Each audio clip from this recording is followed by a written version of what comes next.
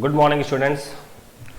Online classes में हम class 10th में स्टडी कर रहे हैं हमारे लेसन नंबर 6 की, जिसका नाम है सेंट्रल गवर्नमेंट यूनियन गवर्नमेंट, जिसमें हमने सरकार के जो 3 अंग हैं लेजिस्लेचर, एग्जीक्यूटिव और जुडिशरी में से हम लेजिस्लेचर की स्टडी कर चुके हैं। लास्ट वीडियो में हमने स्टडी की थी एग्जीक्यूटिव की। एग्जीक्यूटिव में जो शामिल होते हैं उसमें था president, vice president, prime minister, cabinet minister, attorney generals. ये सभी मिलकर क्या बनती है? एग्जीक्यूटिव बनती है। जिसमें स्टूडेंट्स हमने पिछले वीडियो में स्टडी की थी प्रेसिडेंट यानी कि राष्ट्रपति के बारे में, उसके चुनाव के बारे में और मेथड ऑफ इम्पीचमेंट और मेथड ऑफ इलेक्शन कि प्रेसिडेंट और उसकी एलिजिबिलिटी यानी राष्ट्रपति उसके पद के लिए क्या योग्यताओं का होना जरूरी है, चुनाव किस प्रकार होता है, टर्म कितने साल का होता है। साथ ही हमने ये स्टडी किया था कि मेथड ऑफ इम्पीचमेंट कि उसे पद से किस प्रकार मुक्त किया जा सकता है। सो स्टूडेंट्स, आज अब इस वीडियो में हम स्टडी करेंगे power and function of A president.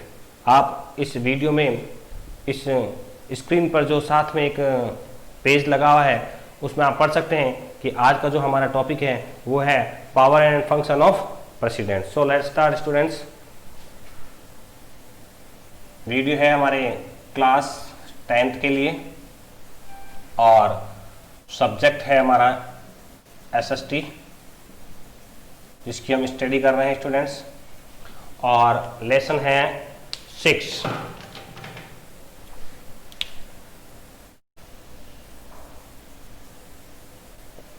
Lesson 6 और टॉपिक है हमारा power and function of president. Student, आपकी सुविधा के लिए ही ये स्क्रीन पर जो है वो एक जेपीजी फाइल के रूप में एक पिक लगाई जाती है, ताकि वीडियो के साथ साथ आप इम्पोर्टेंट टॉपिक जो हम स्टडी कर रहे हैं उसे आप देखते रहें और समझते रहें।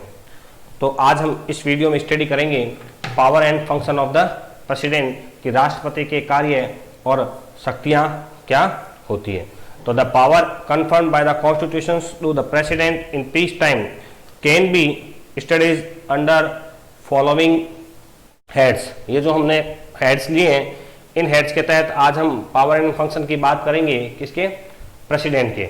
आप स्क्रीन पर देख रहे हैं, सबसे पहले जो हम स्टडी करेंगे वो पावर्स हैं जनरल पावर्स एंड राइट, शक्तियां और अधिकार। ये जो कॉन्स्टिट्यूशन के द्वारा प्रेसिडेंट को पीस टाइम में, शांति के समय में जो कुछ अधिकार दिए गए हैं वो अधिकार हैं जो मूल रूप से 4 हैं। एग्जीक्यूटिव या एडमिनिस्ट्रेटिव पावर है, लेजिस्लेटिव पावर है, फाइनेंशियली पावर है और जुडिशियली पावर है। ये कौन से पावर्स हैं? ये जनरल पावर एंड राइट्स हैं। किसके? प्रेसिडेंट के, जो अकॉर्डिंग टू द आर्टिकल 53 यानी 53वें आर्टिकल अनुच्छेद के तहत संविधान जो है वो राष्ट्रपति को ये शक्तियां देता है। इनमें जो आपके यहाँ सबसे पहले हेडिंग जो हम स्टडी करेंगे वो है एग्जीक्यूटिव और एडमिनिस्ट्रेटिव पावर, यानी प्रशासनिक अधिकार या कार्यपालिका अधिकार, जो कार्यपालिका अधिकार जो है उसके बारे में हम स्टडी करेंगे। इसके तहत उसे 4 प्रकार के अधिकार हैं स्टूडेंट्स। कितने प्रकार के हैं? 4 प्रकार के हैं। सबसे पहला है अपॉइंटमेंट और डिस्पर्समेंट ऑफ इंपॉर्टेंट ऑफिसर्स, यानी मुख्य पदों पर नियुक्तियां और उनको पदस्थ करना, हटाना। दोनों पावर किसके पास है?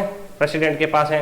सेकंड जो है पावर ऑफ गवर्नेंस, देख रेख का, कि उसके द्वारा अपॉइंट किए गए व्यक्ति और उसका जो कार्य क्षेत्र है उसमें कार्य सही हो रहा है अथवा नहीं हो रहा है। पावर इन फॉरेन अफेयर्स, विदेशों के साथ जो संबंध रखने हैं उसको लेकर राष्ट्रपति की कुछ शक्तियां हैं। और चौथा है उसमें मिलिट्री पावर, यानी जो हम एग्जीक्यूटिव और एडमिनिस्ट्रेटिव पावर पढ़ेंगे उसमें मूल रूप से कितने प्रकार के पावर है प्रेसिडेंट के? 4 पावर हैं।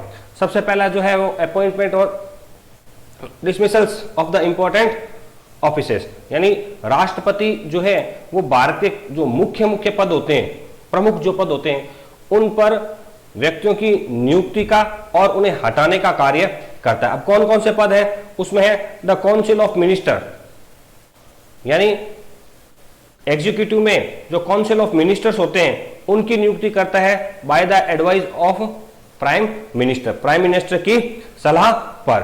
फिर जजेस of the supreme court and high court, high court के और सुप्रीम कोर्ट के जो जज होते हैं उनका अपॉइंटमेंट भी किसके द्वारा होता है स्टूडेंट?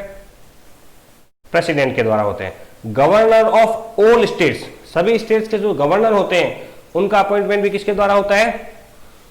प्रेसिडेंट के द्वारा होते हैं। तो अगर हम देखें तो हमारे पहले टॉपिक में देखा जाए तो किस किस की नियुक्ति करता है वो? मिनिस्टर की करता है, जज की करता है, गवर्नर की करता है। उसके बाद मिनिस्टर, काउंसिल ऑफ मिनिस्टर आ गए, हाई कोर्ट उनके जज आ गए, स्टेट्स के गवर्नर आ गए, अटॉर्नी जनरल, अटॉर्नी जनरल की भी नियुक्ति जो है वो इसके द्वारा की जाती है। इसके अलावा जो चेयरमैन है किसके? Union public service commission, UPSC के जो चेयरमैन होते हैं स्टूडेंट्स, उनकी नियुक्ति भी किसके द्वारा की जाती है? प्रेसिडेंट के द्वारा की जाती है। और इनको पदस्थ करना या इनको बदलने का कार्य जो है वो भी किसके द्वारा होता है स्टूडेंट्स? प्रेसिडेंट के द्वारा ही किया जाता है। सेकंड जो इसका पावर है, एग्जीक्यूटिव या एडमिनिस्ट्रेटिव पावर जो है वो है पावर ऑफ गवर्नेंस। अब प्रेसिडेंट के द्वारा जो ये नियुक्तियां की जाती हैं, अगर जज की नियुक्ति है तो वो किस क्षेत्र में हो गई? जुडिशरी में। मिनिस्टर का मतलब क्या हो गया? एग्जीक्यूटिव।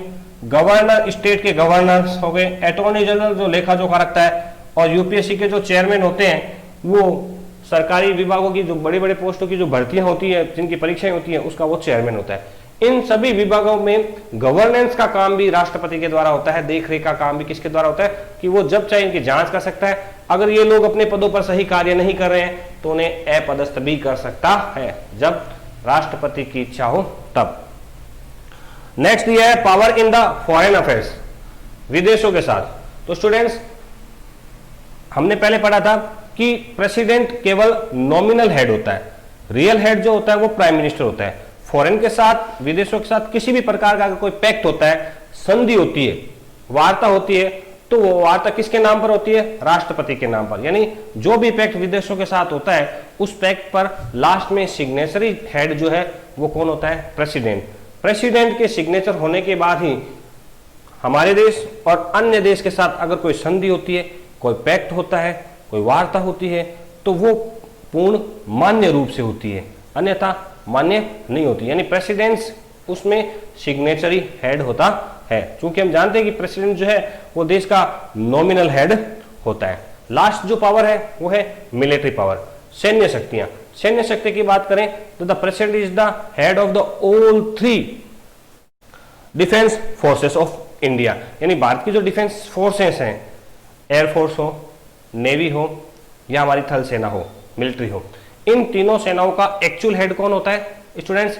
प्रेसिडेंट होता है। ये प्रेसिडेंट ही इन तीनों सेनाओं के जो मेन कमांडर होते हैं उनकी नियुक्ति करता है।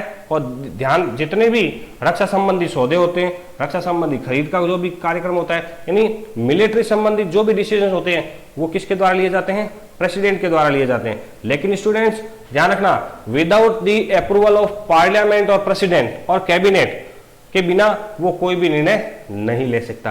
यानी प्रेसिडेंट के पास पावर तो है, लेकिन उसके पावर, एक्चुअल पावर को काम में कौन लेती है? Parliament, cabinet, council of ministers and PM. ये सभी वो हैं जो प्रेसिडेंट के पावर्स का इस्तेमाल करते हैं, उपयोग करते हैं। तो स्टूडेंट्स ये थे हमारे एग्जीक्यूटिव और एडमिनिस्ट्रेटिव पावर जो किसके हैं? प्रेसिडेंट के हैं। इसके बाद जो हमारा सेकंड टॉपिक है स्टूडेंट, अगर आप पिक में देख रहे हैं, सेकंड जो पावर है वो है लेजिस्लेटिव पावर। यानी लेजिस्लेचर का जो हेड होता है वो काउंसिल ऑफ मिनिस्टर के बाद पीएम होता है, और पीएम के ऊपर कौन होता है स्टूडेंट्स? प्रेसिडेंट होता है। तो लेजिस्लेटिव का एडमिनिस्ट्रेशन जो होता है, जैसे काउंसिल ऑफ मिनिस्टर, मिनिस्टर कौन बनेगा ये तो तय प्राइम मिनिस्टर करता है, लेकिन मिनिस्टर से बनाने का अधिकार किसको है? प्रेसिडेंट को है। The president has got many powers related to the legislature. He convenes the session of the parliament and announce the propagations of the session. यानी जब पार्लियामेंट का सेशन चला, वो कभी भी पार्लियामेंट का सेशन बुला सकता है और सेशन को बढ़ा भी सकता है। क्या कर सकता है? बढ़ा भी सकता है।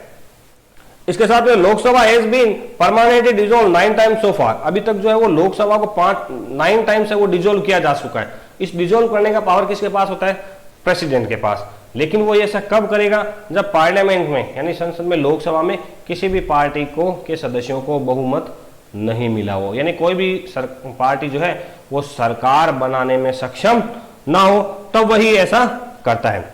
सेकंड जो है वो है पावर ऑफ नॉमिनेशंस। हमने स्टूडेंट्स लेजिस्लेटिव के बारे में स्टडी की है।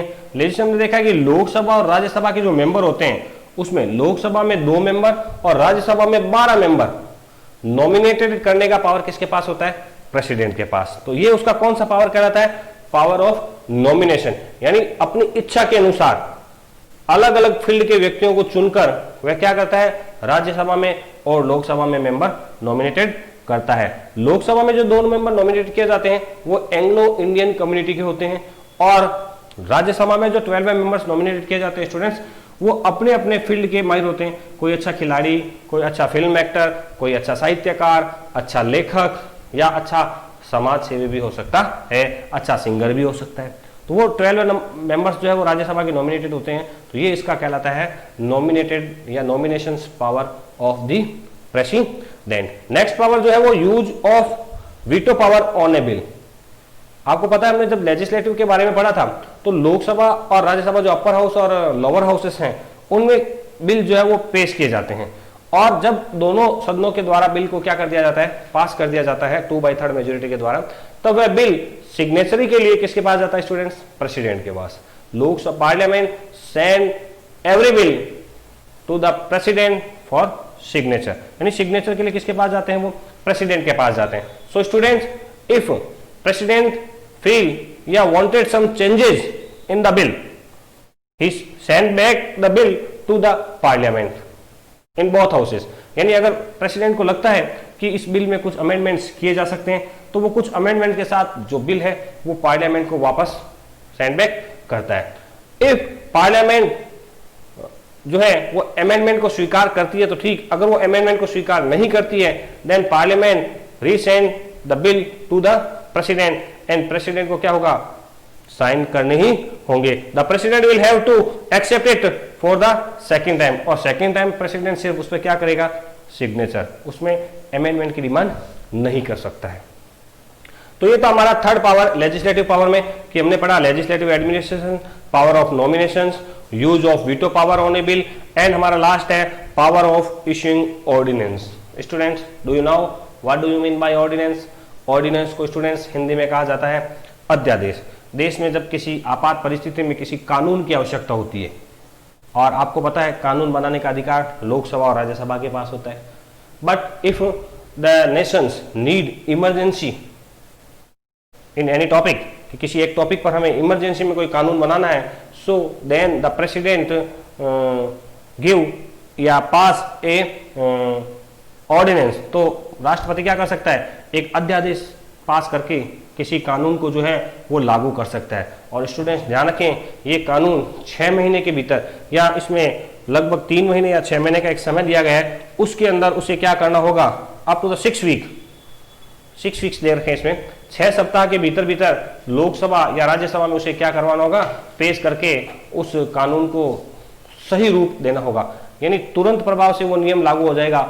अगर प्रेसिडेंट कोई भी ऑर्डिनेंस पास कर देता है तो एक ऑर्डिनेंस जो है वो कानून को तुरंत प्रभाव से लागू करने में मदद करता है। सो स्टूडेंट्स ये थे हमारे सेकंड लेजिस्लेटिव पावर।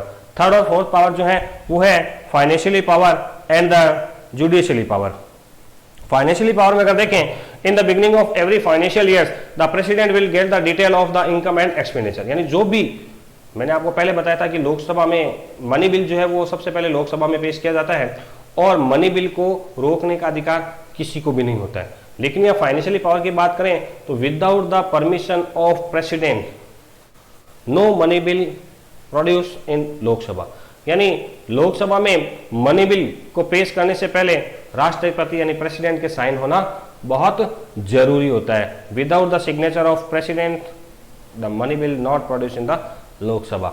सो ये पावर होता है किसका, प्रेसिडेंट का। लास्ट जो पावर है जुडिशियली पावर, ये हमने या आपने भी कभी सुना होगा, the theory freedom of the judiciary is adopted by the constitution. संविधान में स्वतंत्र न्यायपालिका की अवधारणा को रखा गया है कि न्यायपालिका किसी के भी अधीन नहीं होनी चाहिए। सो प्रेसिडेंट अपॉइंट द जजेस of supreme court and high court. इसमें लोकसभा राज्यसभा मेंबर या पीएम का कोई हस्तक्षेप नहीं होता है। न्यायपालिका को स्वतंत्र रखने के उद्देश्य से ही जो है वो जुडिशरी पावर जो है वो किसको दिए गए स्टूडेंट्स, प्रेसिडेंट को दिए गए हैं। इसमें एक चीज और है स्टूडेंट, इंपॉर्टेंट जो पावर है कि if supreme court gives a death certificate to any person, यानी अगर किसी भी व्यक्ति को मृत्युदंड दिया गया है तो मृत्युदंड को माफ करने का अधिकार जो है वो एकमात्र किसके पास होता है, प्रेसिडेंट के पास होता है। तो ये इसके होते हैं जुडिशरी पावर। सो स्टूडेंट्स, आज इस पिक में जो भी हमारे मेन टॉपिक थे, function and power of the president, हमने स्टडी कर ली है, जिसमें 4 प्रकार के जो हमारे हैं वो पावर थे, एग्जीक्यूटिव और administrative power, legislative power, financially power और जुडिशरी पावर। आपकी बुक्स के पेज नंबर 102 और 103 पर ये पावर जो है वो लेसन में है, आप इनकी स्टडी कीजिए। इनमें अगर किसी भी प्रकार का आपको परेशानी होती है तो स्कूल के विद्यालय के जो समय है 8 बजे से 1:30 बजे तक, उसमें आकर संपर्क करें। स्टूडेंट्स, 10th क्लास एक इम्पोर्टेंट और बोर्ड क्लास है, इसलिए वीडियो जरूर देखें और लाइक जरूर करें। Thank you.